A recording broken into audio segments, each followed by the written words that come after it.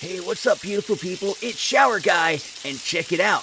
I survived re-entry! I may have gotten blown out of a rocket ship, but hey, here we are, back on Earth, and I'm listening to the #1 podcast in the world, Lauren and PJ Do Science. Hey, since I have your attention, here's an interesting fact about water and the Space Launch System. They use a water deluge system which releases approximately 500,000 gallons of water in under 1 minute to not only keep the structural protection of the launch pad, but it also is used for sound suppression. Otherwise, the sound waves would exceed 180 decibels and shatter the rocket. Crazy!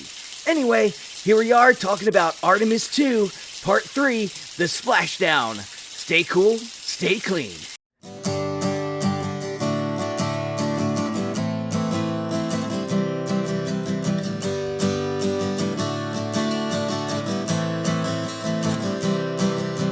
Galileo, Newton's laws, Darwin writes on nature flaws, Curie, radium, and X-ray beams, Einstein, relativity, Watson, Crick, and DNA, black holes, Hawking, math, Copernicus, redraws a path. Lauren and PJ do science. She's got a doctorate, he's got a beat in lyrics. Lauren and PJ do science. Yeah, he's a broke musician, and she's gonna teach him.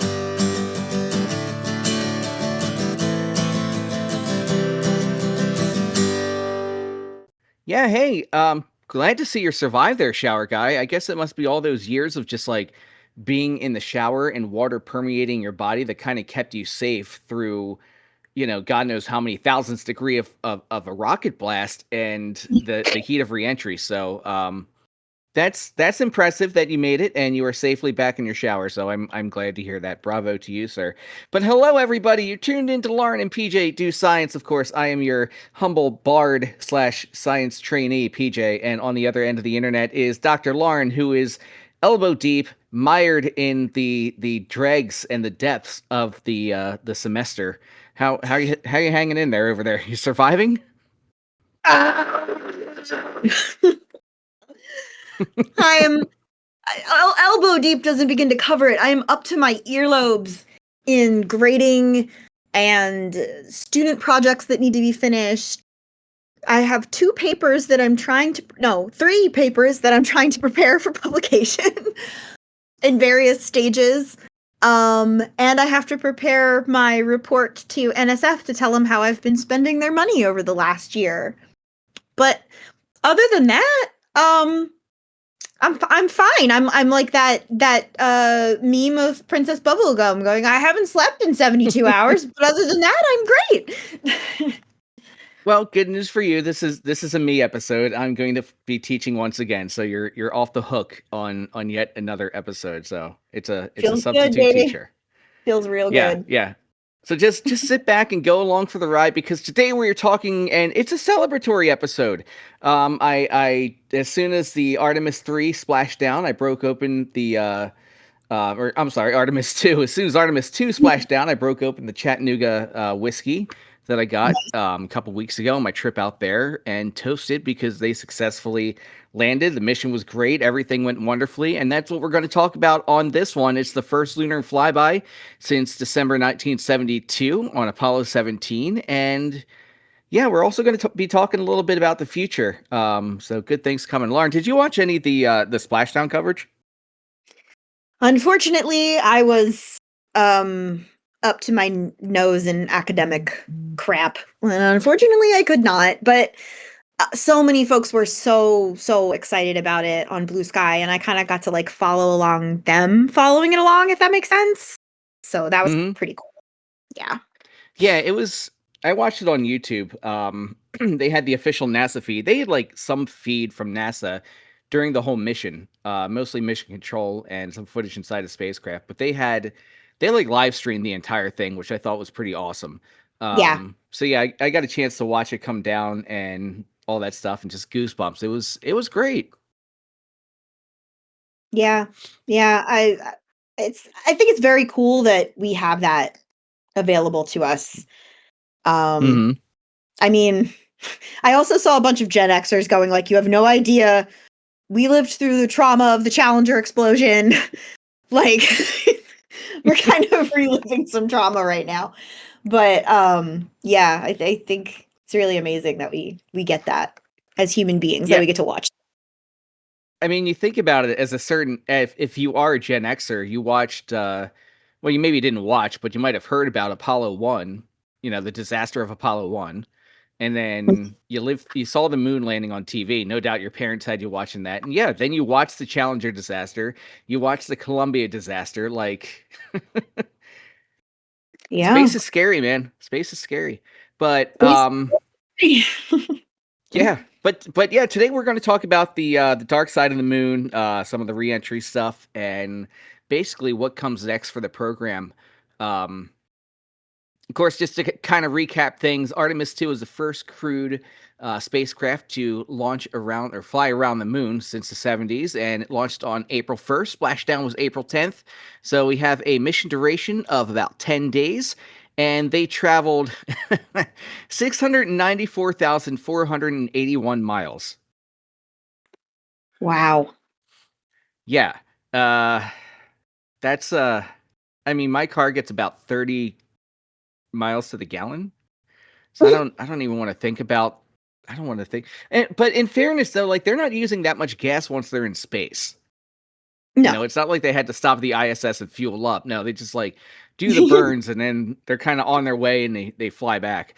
But we had Commander Reed Wiseman, pilot Victor Glover, mission specialist Christina Koch, and mission specialist Jeremy Hansen of the Canadian Space Agency. And of course, Orion was named Integrity by the crew, which made me laugh because every time it came on, all I could think was Integrity Farms. Okay, so yeah, just going kind of down what they did. It was April 6th that they were able to conduct it was about a 7-hour observation of the moon's near and far sides. And they were actually able to see parts of the moon that had never been seen before by human eyes. So previous Apollo missions, right? They orbited about somewhere between like 70 and 110 kilometers in altitude. But Artemis 2 flew at about 6,500 kilometers above the moon. So it had like a very good aerial view of it. So much higher. They observed the Orientale Basin. I probably said that wrong, but this is a massive 600-mile wide multi-ringed impact crater that's between the near and the far sides. And it's the first time we even got to see that. So the moon, which we can see with our eyes, there is a 600-mile crater that we only were able to see until we actually flew by it, which is it's insane. Huh. That is insane. Yeah, and I know we talked about in the last episode that some people are saying like, well, why do we have to send people up there? Why do we have to have people fly around the moon? And what's the difference between a camera and a human eye? Kelsey Young, actually, NASA Goddard Artemis 2 lunar science lead, she noted that the human eye is the most nuanced detector that is. And it's true. They described colors, they described textures, they described brightness variations. They were actually trained by professional camera people to be able to take pictures. And some of the pictures they took were phenomenal. Like they were unbelievable. But the color thing goes all the way back to even on Apollo 17. Harrison Schmitt said he spotted orange dust, which led to the scientific discovery of volcanic activity on the moon. So it's something you could see through camera, but that human eye perspective kind of leads it to be more useful for science.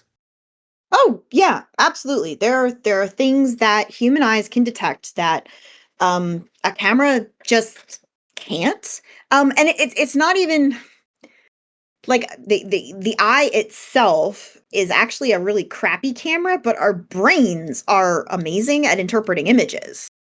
And so having the human brain to do that, it's just unmatched. I think that I feel the same way about discussions with AI. And, I've had these arguments with people who are like, well, do you think that we'll ever invent a computer that is smarter than a human being? And I mean, first of all, like, how do you even define something like that. Intelligence is such a fluid concept and there's so many different ways to define it. But like my short answer is no, I don't think that we will invent a computer with the abilities that a human brain has, and that includes our ability to interpret what we see. So yeah, I mean, there's just no replacement in some cases for having an actual person looking at something. And that kind of goes back to I saw this article recently about some billionaire who's like, I want to upload my consciousness to a computer, and you're not that smart. Like the computer is not going to be smarter than the brain. So how is that going to work? Yeah, I don't think that is going to go particularly well. I don't think we're there. We don't understand. We don't even have a good working definition of consciousness to begin with, let alone the ability to replicate it in silico. So yeah, I'm gonna go with no. Leave my brain where it is, please. Yeah, we all saw what happened when in the 80s when they uploaded the consciousness to a computer. I mean, they had to program failsafes. They had to program the prime directive into him. But even then, things kind of went a little bit haywire, and he got these like overbleeds of his past life into it, and that kind of threw the whole prime directive thing haywire. So if they couldn't do it in the 80s, then what makes you think they're going to be able to do it now? Are we talking about Star Trek now? We're talking about RoboCop. Oh God. Okay. I knew it was something that I was like, I'm in over my head here, but I'm just gonna let him keep talking. Was it Prime Directive they said on RoboCop? Somebody's gonna at me in the comments on that one. But RoboCop's so good. But it also led to a really funny joke in have you ever heard of the podcast Hello from the Magic Tavern? Yes. I've listened to some episodes of it. Yeah. Yeah, and then the main character he's trying to tell these about like Earth stuff that happens on Earth because he's in like this other fantastical dimension, and he's talking about a famous play, and he's talking about RoboCop, but they call it Automaton Constable. I like that. Yeah, it cracked me up.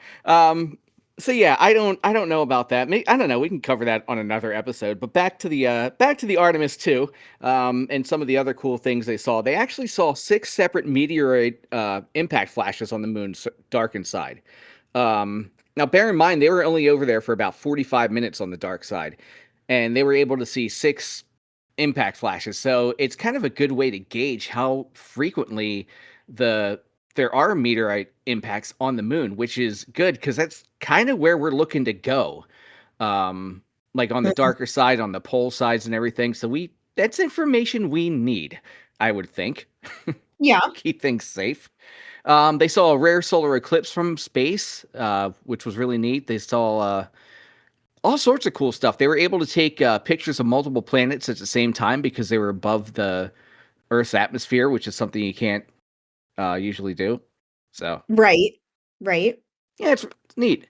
And of course they did a lot of science on there. They had a new science evaluation room built at Johnson Space Center in Houston, and this was tested for the first time during the real-time operations supporting the crew observations. So with the technology now, because if you remember on Apollo, you had to wait a bit of a time for any images to come back. But here we have such powerful technology now that it can be beamed back almost instantly. Like we can beam back images from Mars with, I forget exactly, but it's what, like 14, 15, 30-minute delay or something like that. Yeah, it's crazy short. Yeah. And while they were in the communication blackout over around the dark side of the moon, they had maple cream cookies.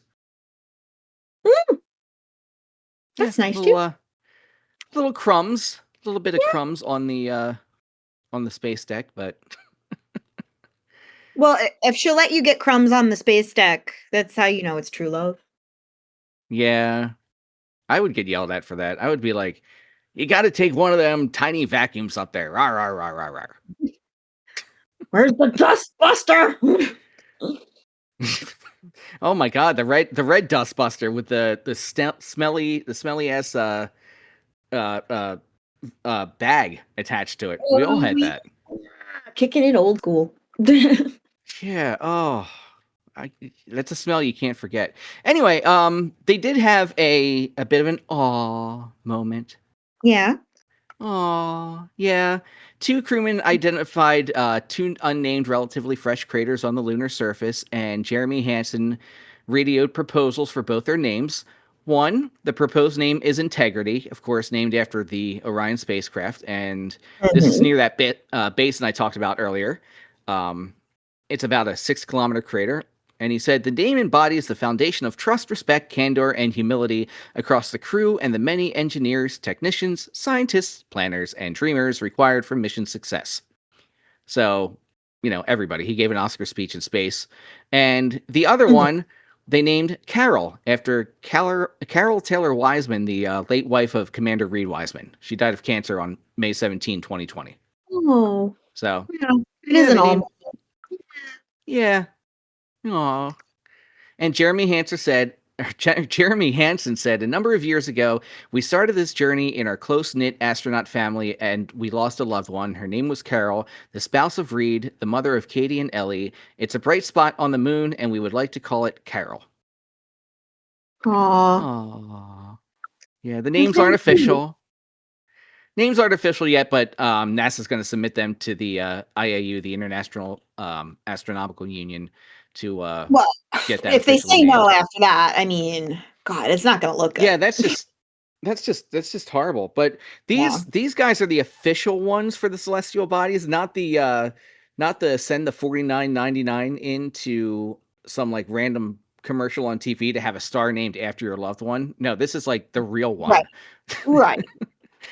It's not some guy just being like, oh yeah, there's a star at these coordinates, and you can name it after your loved one. And like 10 different people have the star, but Right. Yeah. it's like buying plots of land on the moon. Yeah. But all right, we come down to re-entry and splashdown, and I wanted to spend a good bit of time on this because this is terrifying. Like Yeah. it is, yeah.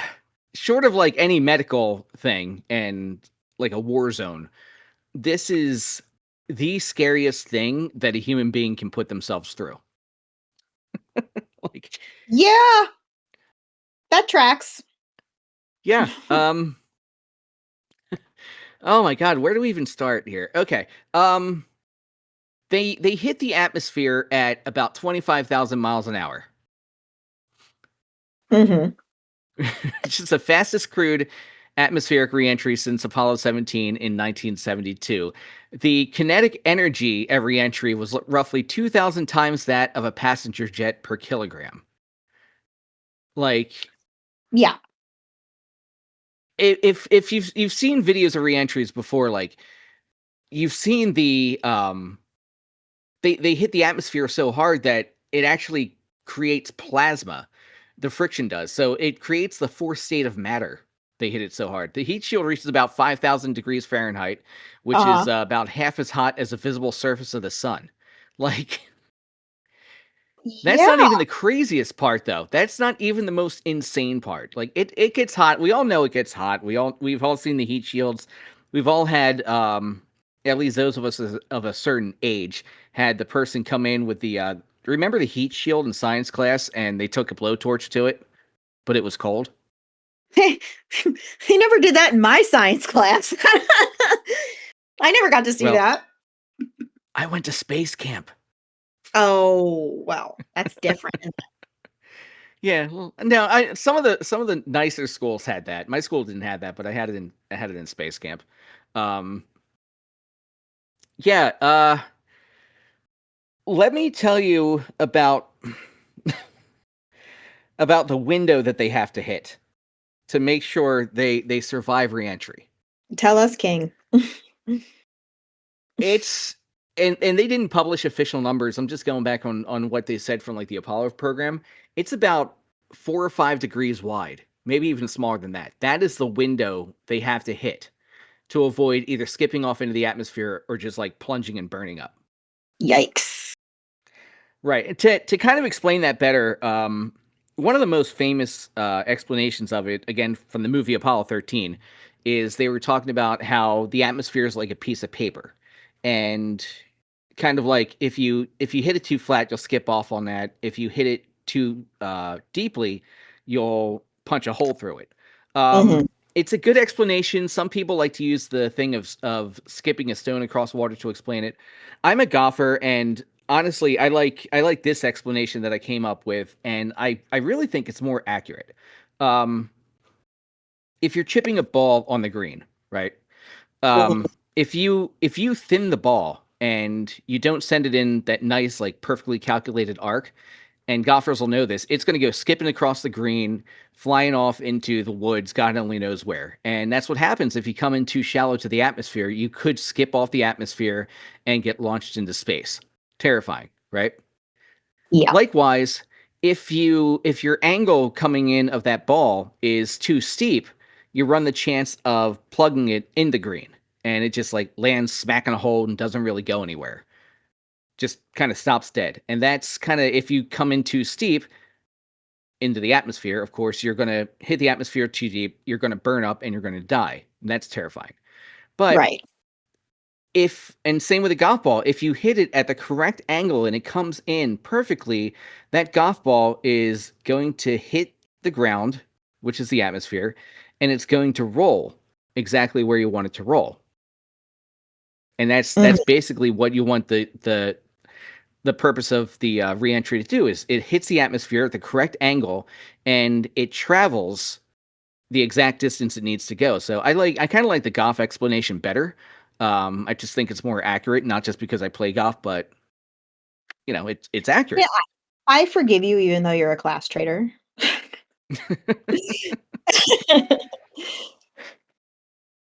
The golf is for the people now. Is it? Is Yeah. it? Look, I've bought many a club. My putter is from Goodwill. Okay, you can buy many a club from Goodwill, and you can get on some golf courses for as cheap as like $20. They're not good golf courses, of course, but you can get on some for that cheap. So I wouldn't go as far as calling it class trader, but it's a form of high class elegance that I like to practice to remind myself, yeah, I'm not a stuck up snob like these guys. Right. Like I roll onto the course, I'll be playing, I'll be out there listening to Wu-Tang Clan, I'll be out there listening to like emo, metal, rock, Uh-huh. all sorts of stuff. Everybody else around is like playing um country music, but no, I like to break the norms.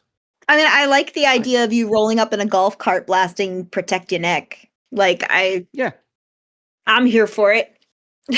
yeah. Come up to the hole. All right, how much we gonna bet? Cash rules everything around me. Cream, get the money. Dollar bills, y'all. Fuck the And for the record, police. when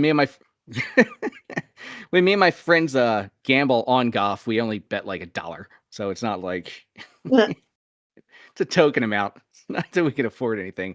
But no, I really think that's a fairly good explanation, right? Mhm. Um so yeah, it's terrifying. It's you have to hit a little 5-degree window, and that's the difference of being lost in space like Major Tom, or just a horrible fiery death. Right. Right. And Which they calculate this at the beginning of your mission. Mhm. Because when they get to this point, they've jettisoned like the service module, they've jettisoned like everything. They're just like a little triangle capsule flying around. It only has so much adjustment they can do with that. So a billion things have to go right for them to hit this angle exactly. Right. Mind So, blown. yeah, I mean, like, the fact that anybody has made it back in one piece feels kind of miraculous. And of course, it's not a miracle. It's somebody did some very complicated math. Um, Mm-hmm. and uh, those someones in the early days of space travel were literally women doing all of this math by hand. Um, many of them women of color. Like if you've seen Hidden Figures, like there were women just Mm-hmm. like sitting at a desk doing math all day, by hand with pencils and slide rules and stuff. And it just like absolutely blows my mind that, or like that picture of Margaret Hamilton standing next to her code that's like Yeah. taller than her, that's like amazing to think that it's still impressive that people are doing all of this, with the computing power that we have now. But the idea that someone was doing it by hand at some point was just like, I can barely add numbers in my head. Um, Well, where do we get that initial data from for this mission and all that kind of stuff? From those women, like Right. it's connected back to them. Yeah. So Yeah. it's insane. And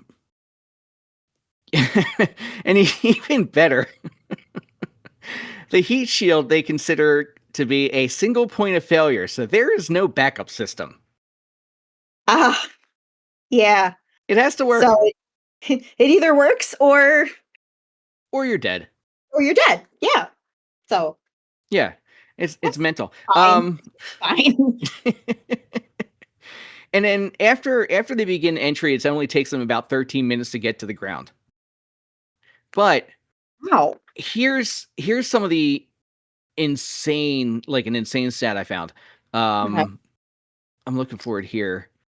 Okay, the reentry speed of 25,000 miles per hour is equivalent from traveling from Los Angeles to New York in about 6 minutes. In reality, during the blackout period time, which is about 6 minutes, they entered somewhere like over the Indian Ocean, just off the coast of Australia. And in that 6 minutes, they were able to travel all the way to just off the coast of San Diego. Wow. Took them 6 minutes to go from Australia to San Diego. Wow. That's how fast they were going. That's incredible.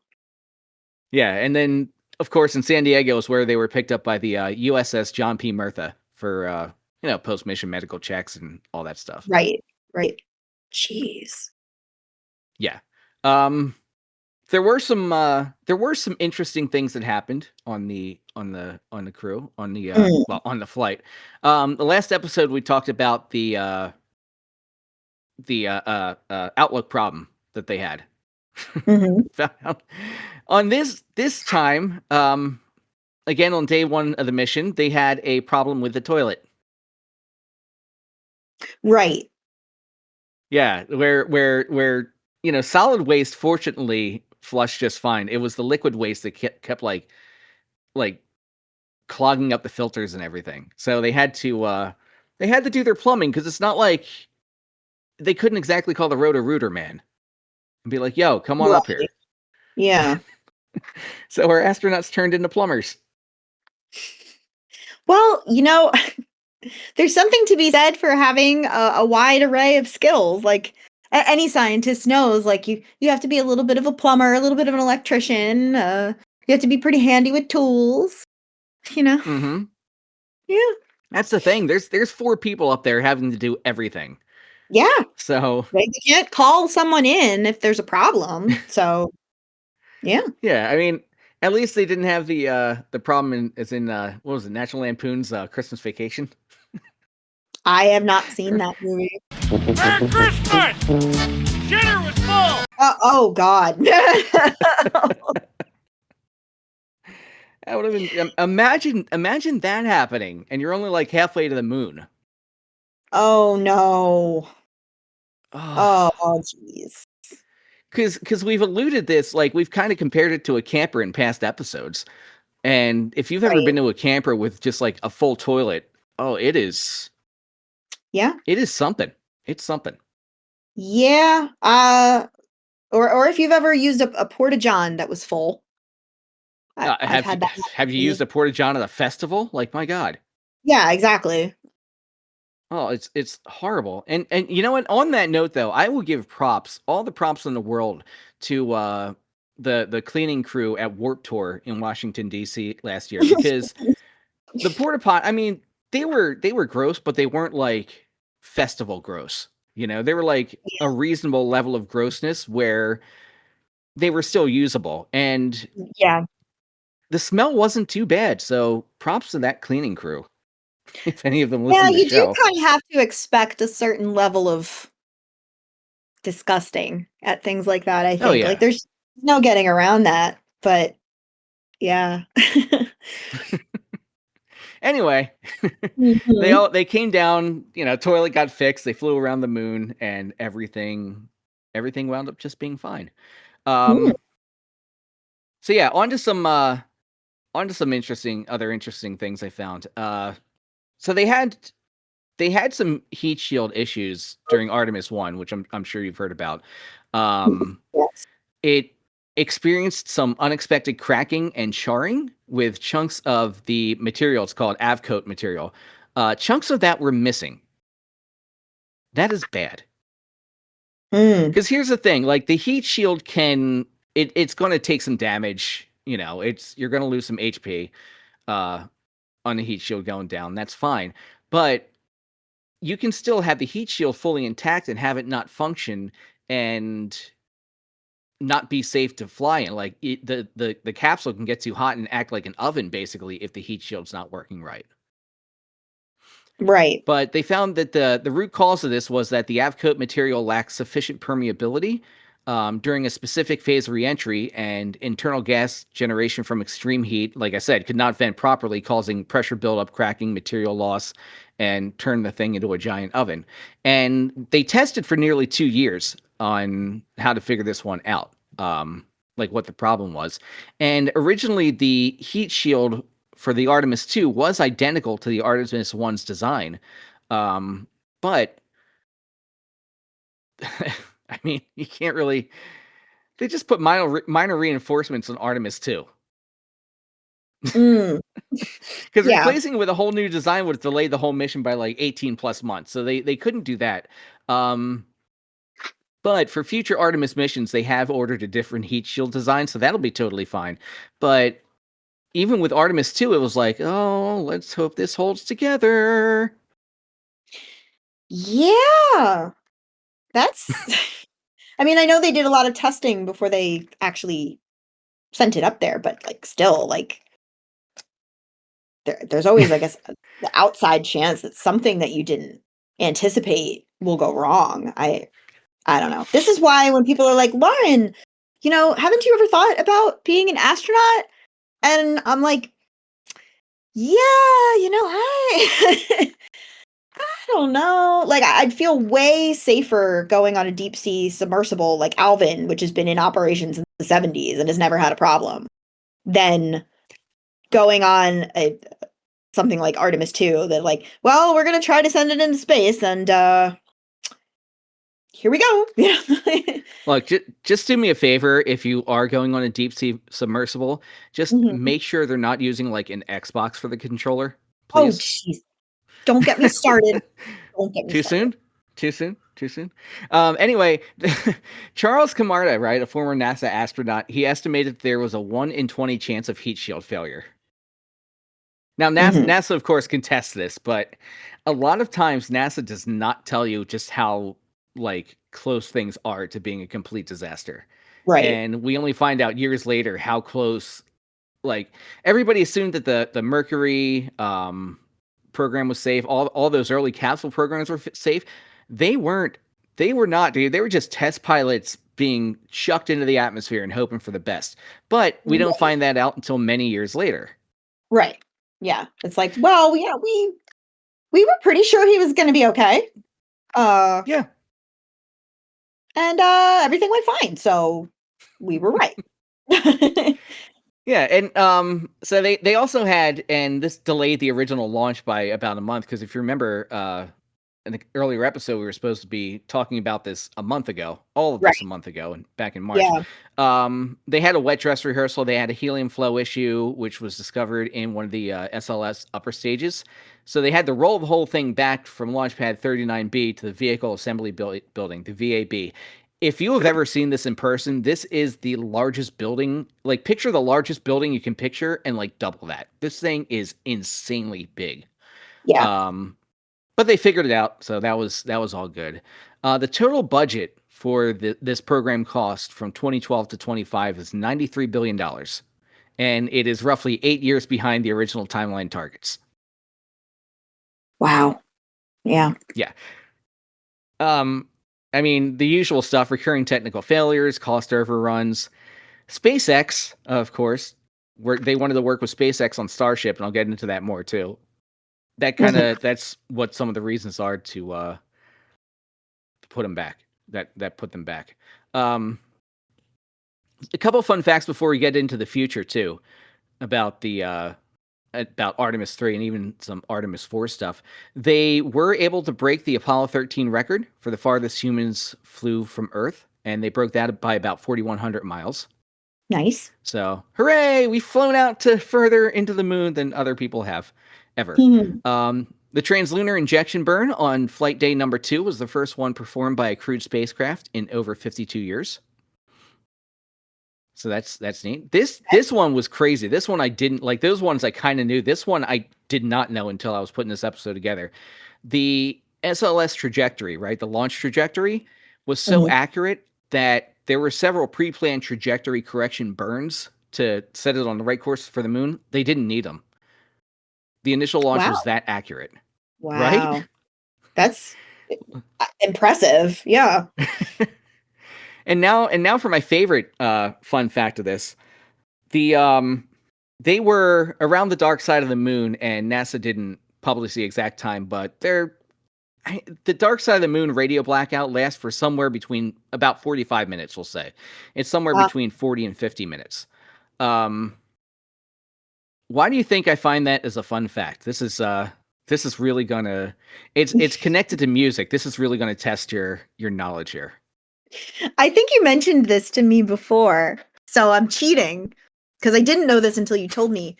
But you suggested that the blackout time is the same length as the Dark Side of the Moon album by Pink Floyd. You remember well. Yeah. Well, so that is absolutely something that Roger Waters would do because he's that insane. But most albums from that time were 45 minutes long. So yeah, it's kind of hard to like, you know what I mean? I mean, maybe, but and also if by some miracle you've been living under a rock for the last 50 years, that album is an amazing album, and it was on the Billboard charts for longer than any other album ever. It was kind of a surprise hit for them because before that they were basically like this avant-garde prog rock group that not a lot of people really listened to, and then they put out Dark Side and suddenly became this huge success. But it's a great album, and if you think you haven't heard it, you probably have. On any classic radio station you've heard bits of Dark Side of the Moon, but it's a great album. It's not my favorite Floyd album, but it is a great album. But yeah, I mean, 42 minutes. Albums, yeah, 42 minutes and 50 seconds. Yeah, I mean, if it's, That's I don't what know, the clock's in it. Like, it's crazy. Is it exactly 42 minutes and 50 seconds long? Dark Side? That's what the album is. Yeah, that's what Okay. that's what 'Cause, like- Wikipedia says. Like, it varies depending if you're listening to it on CD or Spotify or vinyl. Like, it's going to be a little vinyl, right? different, but yeah. Yeah. Well, I mean, there's also that whole thing, like if you play it while watching Wizard of Oz, it's supposed to sync up with Wizard of Oz at certain points, which I did it once, and I was like, I don't think this doesn't look like it was intentional. This looks like it was accidental in my mind. But Yeah, but it's crazy accident. Like, I admit some of the stuff is a bit of a reach, but some of it's kind of crazy. yeah, some of it was, but most of it was just like, this doesn't really look like it's going together in my mind. But anyway, I don't know, maybe you have to be high. I wasn't high. So Get some of those THC infused root beers that I got. Right. See, this you should not have mentioned Pink Floyd because now we're gonna fall down a Floyd hole. We're gonna go down a Floyd hole. Well, okay. Here's the thing that drives me nuts about Dark Side of the Moon. Right. Okay. I feel as I've gotten older, like I've lost all my creative juices, and we know that Roger Waters now just kind of rants like a lunatic at his concerts. But they were like what, 22, 23 when they wrote that album? No. Like No. Yeah. No, because they'd been making music for I'm trying to think of when not Saucer Full of Secrets, the one before that. Oh, Piper at the Gates of Dawn came out, and that was like 67. And they were in college, they were in art school when they formed. Okay. So they had to be at least in their 30. late 20s. Right? No, yeah, I just looked it up. It was 30. Yeah. Yeah, Roger Waters was 30 when he came out. What am I Okay, still yeah. though, I was gonna 30 say, there's years no old. way he was that young because they'd been making music for a while at that point. No, I was thinking Um, I was thinking Led Zeppelin 4. Oh, well, yeah, no, they were pretty young. Yeah, but still 30 years old. Like, you know, Yeah. and they had to have started writing it before then too. Like it's insane to come up with that level of just masterpiece at 30 years old. Well, like, so my absolute favorite poem is the love song of J. Alfred Prufrock by T.S. Eliot, and I recently found out that he wrote that when he was a college student, Mhm. and I just I was like, I remember poetry written by college boys when I was in college. It's not Prufrock, okay? So like, wow, you know, but that's to say that like some people create a masterpiece or their first breakout piece when they're our age or older, and some people do it when they're teenagers. I mean, there's no timeline for that kind of thing. It happens when it happens. Exactly. So don't give up on your dreams, kids. But No. no, I've read some of the poetry that you've been written, and oh Oh boy. Oh yeah. Yeah. oh dearest Larn, your face shines like the sun. Your hair moves like the willow wisps in the wind. Oh, would I sup at thy lotus blossom, but would I could. Oh my god. Not that I Oh, have were to I spend a moment in your presence, but a moment for should not be enough, for thee is me and thee together could make three. Oh, dearest Larn, how you complete me. Dude, you've gotten like straight up Vogon poetry from guys. Like it's yeah. Yeah. I've gotten poetry. I've got not okay. To talk myself up a little. we could do a whole episode on this. We could do an entire episode on all of the creepy stalkerish behavior that has been directed at me over the years, from bad poetry to leaving things on my car when I'm you know out to Which in turn leads me to like just there was that one I will say the leaving stuff on your car in turns me just leaving a clump of weeds on your car to make you laugh. I love or sticks or something. Right. But just all kinds of like really and I mean it sounds cute, right? This is the problem with this kind of thing, because you see a movie like Say Anything where John Cusack's standing outside of this girl's house with a boombox blasting Peter Gabriel, and you're like, oh, that's so romantic. Now picture if it's a guy that you absolutely loathe and who is also maybe a little dangerous doing something like that. And suddenly it goes from being, oh, that's really cute, to call the police. Look, do you have any idea how hard it was to find? Do you have any idea how hard it was to find 6 double D batteries at 2:00 in the morning so I could stand outside your window and do that? Like, look, not easy, sweetie. It wasn't you. But we know who. I know. We know who it was. Oh, we do. We do. If you're out there listening to this podcast, and you may be, you know who you are. Don't call me. Don't email me. Don't follow me on Blue Sky. You just stay where you are, okay? You know what? The important thing though is we kind of laugh about it now. That's the important thing. It is We important laugh to about be the trauma. to chuckle a little bit, have a few laughs. You gotta laugh to keep from crying, I always say. Oh, the Lotus Blossom thing, though. That is such an inside joke. None of Oh. our. I think, like, there might be 2 of our listeners who get that, but oh, God, that was so funny. Oh. Then there was the guy who, after going out with him for like 2 dates, texted me that he bought me a strap-on.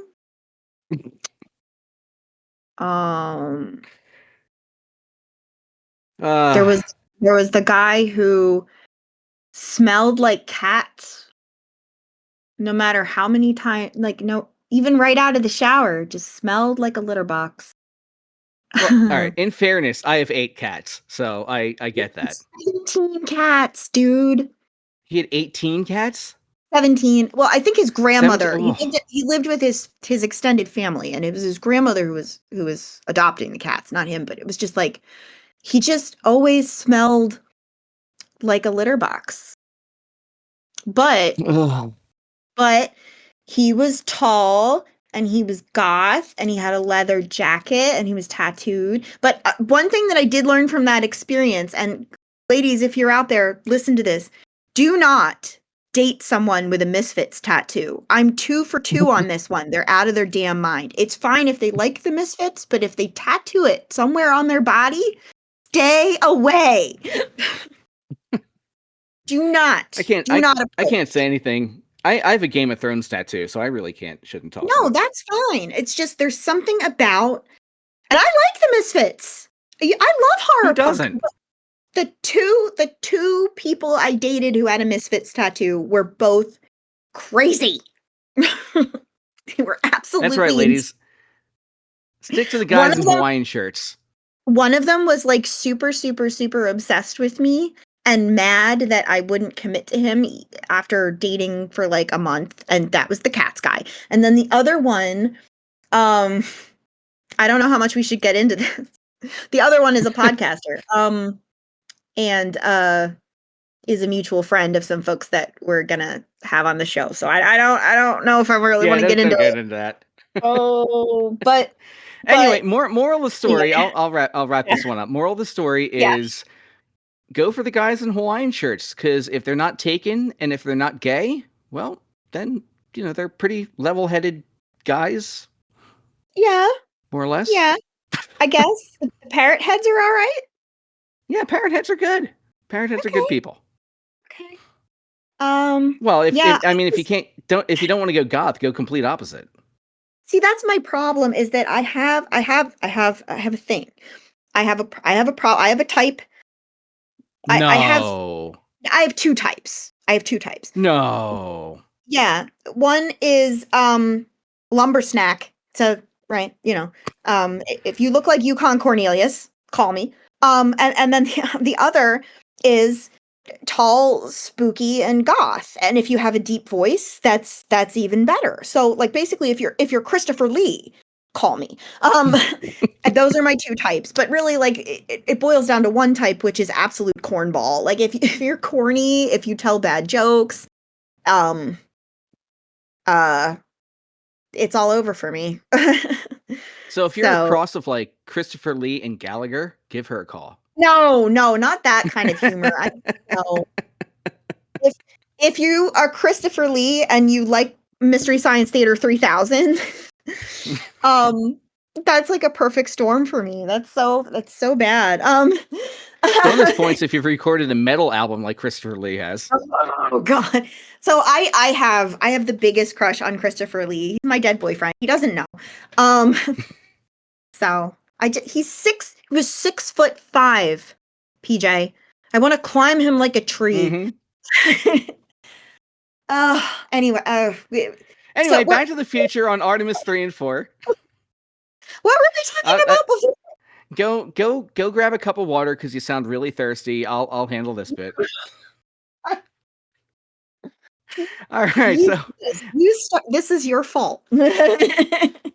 Hey, look, we got an hour to kill, and before we started that conversation, we were at like 36 minutes. So I gotta get you on a rant at some point. my God. Anyway, all right, looking ahead. Yeah, I'm blushing now. I am. Oh my God, we're gonna get fan art of you and Christopher Lee, and Lauren is here for it, by the way. So send all the fan art of her and Christopher Lee. Please do. Please do. The sexier, the All right. better. I'm going to throw you with another name in a minute. Artemis 3. Okay. Yes, Artemis 3 okay. was originally planned as the first crewed lunar landing, right? But they pushed that back. February 27. Jared Isaacman, not to get confused with Jason Isaacs. Mm-hmm. See? There you go. There's a name for you. Lucius Malfoy. Your type. Blonde. Well, yeah, that's fair. Well, okay. No, you know what? I love Lee Pace. In the Patriot. Yeah, and in the Patriot. He's okay. I'm more on the Lee Pace side. More, Thranduil or whatever. Though the Hobbit movies were awful. They were really, really bad. But he's beautiful. If you are Lee Pace and you're listening to this, call me. There you go. Somebody make it happen. Anyway, Jared Isaacman announced the revised plan. This was in February, that it was going to be a crewed test mission in Earth orbit. So they haven't decided if it's going to be low or high Earth orbit, but it will not be flying around the moon. But what they will be doing in Artemis 3 is rendezvousing and docking operations with the Orion spacecraft and one of the human landing systems. Now, this is part of the reason why it got pushed back. They still have not decided who is building the human landing system. It's the contract's out between SpaceX and Jeff Bezos' Blue Origin. So we have two insane billionaires competing to build a human landing system in that one. Okay. And this is going to shock you. They both overpromised and underdelivered, which again led to the delay here. No. Right now, I will say, I will give the edge to SpaceX, because the biggest thing that Blue Origin has done, and their Blue Origin is on my bad list, because they launched Katy Perry into space and didn't leave her there. Oh, So, yeah. like, come on. Yeah, Come on. guys. Help a brother out here. You had one job. So SpaceX, and SpaceX is like so far beyond the technology anyway, so it's probably going to be them, but it could be either one of those. They're also going to be testing something called the Axiom Extravehicular Mobility Unit, which is the spacesuit. So basically, this is it serves the same purpose as Apollo 9 did. It's just like a dress rehearsal for the moon landing, but they haven't announced the crew, and that's going to take place in mid-2027. So I got another year to prepare for the next podcast that I get to talk about, get to substitute teach. That's very cool. Yeah, then in Artemis 4 is going to be the first crewed lunar landing. That's going to be for 2028, looking for the moon's south polar region. And I've mentioned this before, they're looking for trapped water ice and things that might be helpful for establishing a base on the moon. Right. So yes. Yeah, good stuff there. Mm-hmm. Yeah. But that's that's about it. It's a crazy ride. It was crazy me trying to teach. I'm not great at teaching, but here I am. No, I think you did a great job though. Seriously, I thought, I feel like I learned a lot. You told me a lot of things that I did not know, and I wasn't following this mission as closely as I might have been, because I'm raising two small children and I'm a woman in academia, so like my life is insane. But for sure, I think you did a great job. Kudos to you. Hooray! I did such a good job that you even have a song premiere. I do. That's right. Yep. Yeah. And I'm gonna do something different this time, because usually you were kind enough to help me mix it too, which I appreciate. Yeah, well, we're a team here. It's not a competition. But oh wait, yes, it is a competition. Because we have come up with an idea, and instead of critiquing each other's songs, I'm just going to play the songs for you back to back to close out the episode. And then what you guys can do who are listening to this show can vote in the comments as to whose song you like better, and we have a small wager. For instance, if I win, Lauren has to admit that I am the greatest song parody writer since Weird Al Yankovic, because I can never touch the king, of course. Too much Gotcha. respect there. But I am a poet general. I gave her like a whole speech. She has to write a whole speech on how awesome at songwriting I am. And Lauren, what happens if you win? I get to quiz you on any scientific topic and watch you sweat. Yeah. And well, I don't sweat. I'm so fat my skin cries. I get to watch your skin cry, but I also get There to you hear go. whatever hilarious attempt you make at trying to fumble the answer. So Yeah, and in fairness, because I am the more experienced musician, we have a whole there's like a whole handicapping system that we've come up with. So there is a ratio that I would have to beat Lauren by. It can't be just like I can't just beat her 1-0 or 2-1 or something like that. Like that's kind of unfair.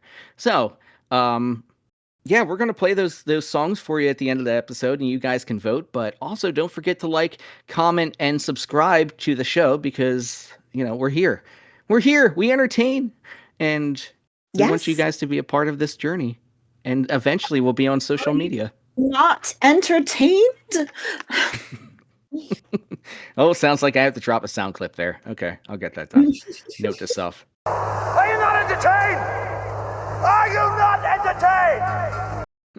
But yeah, that's going to do it for this next episode. It'll be back to Lauren, and she's got a couple cool things in the works. Yes. with talking to some library punks. Yes, we're talking to library punks, and we're hoping that they will join us and tell us all about the magic that is library science and what it means to study library science and the importance of libraries. And then we're also thinking about maybe doing an ocean episode soon, since that's kind of my bag, baby. Now, I had an idea for the library punks, right? And I want to run this by you and by the good people who are listening to our show, and to see if it is a good idea. Because I mean, you're already voting in the comments for which song you liked better, so might as well vote on this idea too. You remember like the PSA raps from the 90s? Yeah. Where it was just like terrible rap and terrible rhymes like, don't do drugs, 'cause drugs are whack. Yeah, baby, that's a fact. Like that. Yeah. Uh-huh. I was thinking about doing one of those about libraries for them. Oh, I have the feeling that they would really enjoy that. Yeah. Now, your other option, and this is of course entirely up to you. I happen to know that Jay really likes opera. So, I was in an opera. which one? I don't remember the name of it, but it was with Philadelphia Opera Company. What was it? What was it about? I don't remember much. I was a soldier, and I was basically like an extra. Okay, that's interesting. But yeah, I was in an opera. Oh my god, it's a Wagner opera. Oh, I love Wagner. Hold on, I'm trying to find it. You'd think I would remember it, but I don't. No, I'll have to look for it. I would just really like to hear you. I would just really love to hear you sing like a parody of Nessun Dorma or something. Like bring out your inner Pavarotti. Let's hear it. I can do opera, thank you. I am the very model of a modern major general. I've information, vegetable, animal, and mineral. I know the kings of England, and I quote the Vice's oracle from Marathon to Waterloo in order categorical. Thank you. That technically is an operetta, isn't it? Close enough. All right. Anyway, that's going to do it for this week. Don't forget to vote in the comments whose song you like, and we'll see you guys next time with whatever craziness we cook up. Thanks. Say goodnight, Lauren. Good night, Lauren. 5, 4, 3, 2, 1, blast off!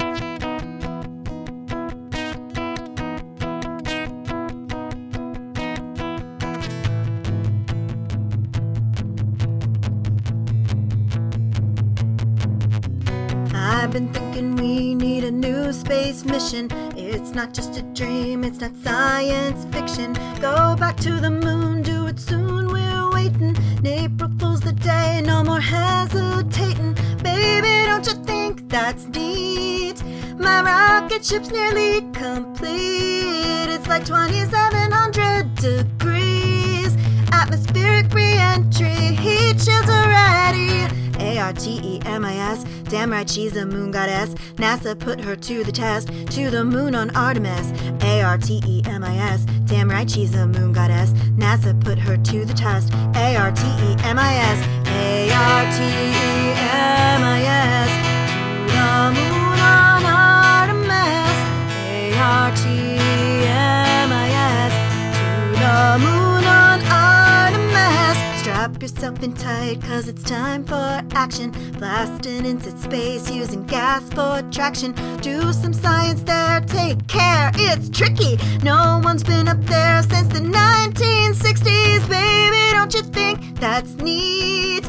This engine system can't be beat. Call me Alphabet and paint me green, cause I'm defying gravity, defying gravity. ARTEMIS, damn right she's a moon goddess. NASA put her to the test, to the moon on Artemis. ARTEMIS, damn right she's a moon goddess. NASA put her to the test. ARTEMIS, ARTEMIS,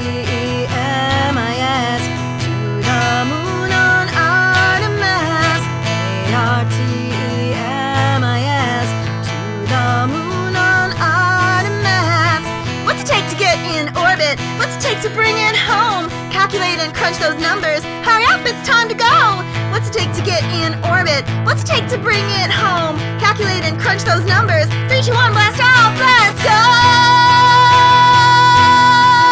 To the moon on Artemis. ARTEMIS, to the moon on Artemis. ARTEMIS, to the moon on Artemis. ARTEMIS, to the moon on Artemis. Woo! It's getting hot in here. Is anyone else hot? Woo! I hope those heat shields hold. Okay, it's hot. I'll call mission control.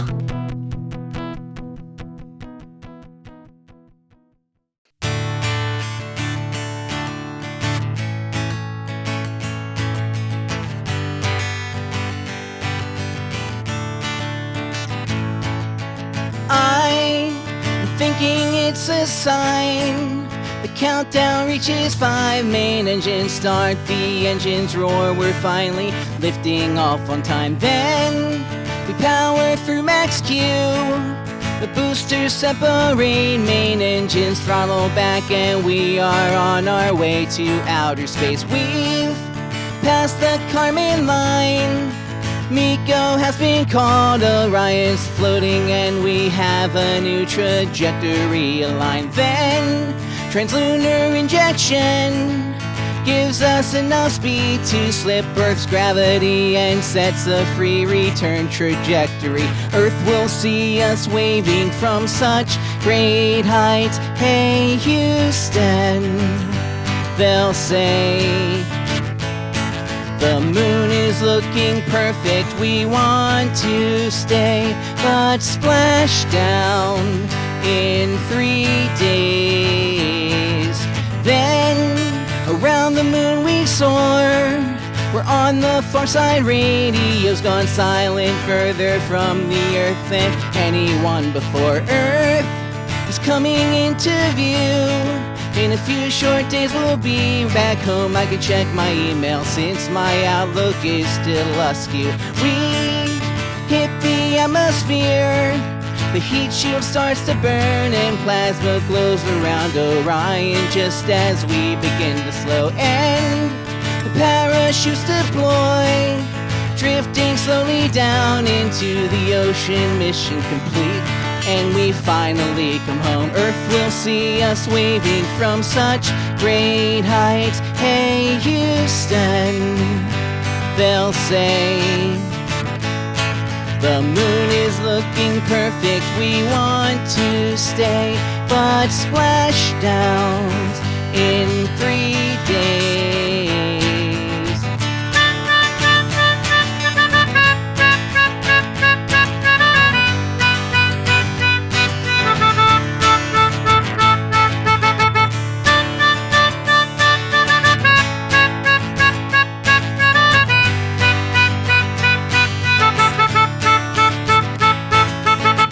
Will see us waving from such great height. Hey Houston, Earth will see us waving from such great heights. Hey Houston.